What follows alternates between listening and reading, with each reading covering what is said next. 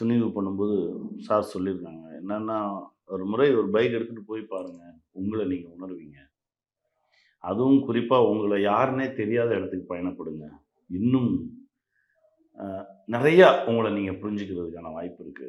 ஏன்னா, ஒரு முறை எங்கேயோ சார் வந்து நார்த் சைடு எங்கேயோ தூரமா அதாவது மனிதர்கள் ரொம்ப கிராமத்தின் உச்சத்தில இருக்கக்கூடிய ஏரியாவுக்கு போயிட்டு இருக்கும்போது பசிச்சது.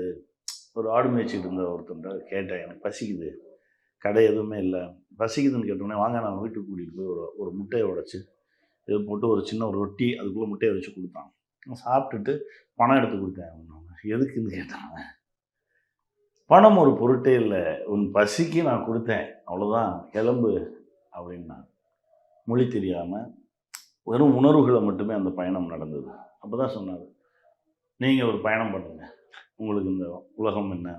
நீங்க யாரு? இந்த உலகத்துல நீங்க எந்த இடத்துல இருக்கீங்க? அப்படின்றதெல்லாம் உங்களுக்கு புரியும் அப்படின்னு